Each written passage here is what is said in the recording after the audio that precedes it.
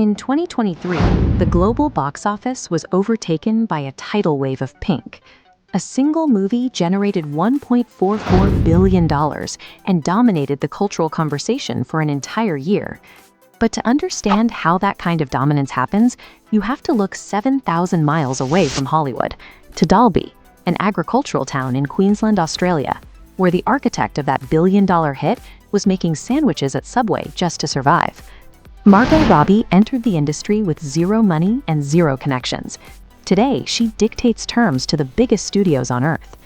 For decades, the Hollywood machine has run on a highly efficient, predictable model. The system recruits young, beautiful actresses, casts them in a few explosive roles, uses up their cultural relevance, and discards them for the next discovery. Her trajectory relied on a series of calculated, high-risk pivots, deliberately choosing roles that demanded extreme versatility until she had enough influence to stop playing by the existing rules. The result was a transition from being a product within the Hollywood system to becoming one of its primary gatekeepers. After a 3-year stint on an Australian soap opera, Robbie relocated to Los Angeles. She arrived in a city that destroys careers by the thousands, with no safety net to fall back on. By 2014, she found herself in an audition room reading for Martin Scorsese, acting opposite Leonardo DiCaprio for a role in The Wolf of Wall Street. The scene required aggression. Most newcomers would hesitate, afraid of offending a massive star. Instead, Robbie hauled off and hit DiCaprio across the face, hard. Scorsese hired her almost instantly. That raw aggression proved she could hold her own on screen without getting swallowed up by the heavyweights around her. That single, unscripted action put her on the map.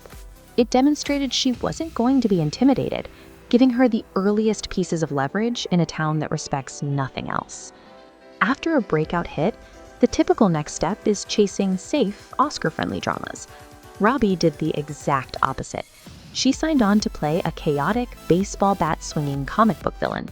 This chart tracks the 2016 release of Suicide Squad. The movie was torn apart by critics, but look at the second axis.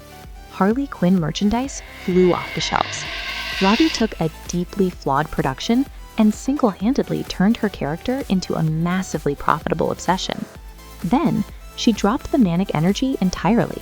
She stepped into Quentin Tarantino's vision of 1960s Hollywood to play Sharon Tate, relying on almost zero dialogue to create a deeply mournful, quietly luminous performance. In that exact same year, she played a fictional Fox News employee, navigating the bleak reality of corporate sexual harassment in Bombshell. By shifting between these extremes, she built a dedicated audience and critical support simultaneously, making her too valuable to be boxed in. But acting range alone doesn't guarantee longevity. If Robbie wanted a steady supply of complex characters, she knew she couldn't wait around for male studio executives to greenlight them. So in 2014, she co-founded Lucky Chap Entertainment. The company had a strictly defined mission: finance stories centered entirely around women, told by female directors and writers with total creative authority. The ultimate test of this model came with I, Tonya. Robbie decided to tell the aggressively unglamorous story of disgraced 90s figure skater Tonya Harding, a script most major studios wouldn't touch. She trained for months to execute athletic precision on the ice, while managing the demanding logistics of a large independent film from behind the camera.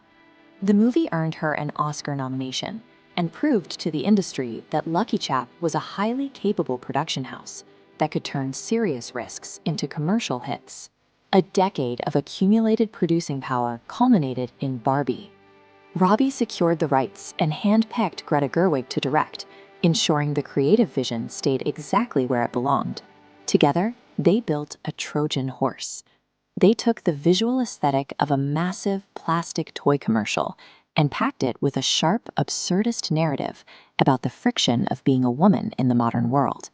The final global gross reached $1.44 billion, outperforming industry projections and becoming the highest-grossing film ever directed by a woman. And this financial success sits alongside the company's Oscar-winning track record, backing sharp, brutal films like Emerald Fennell's Promising Young Woman. By trusting female filmmakers to tell these stories, Robbie tapped into a massive global audience that the traditional studio system had historically underestimated.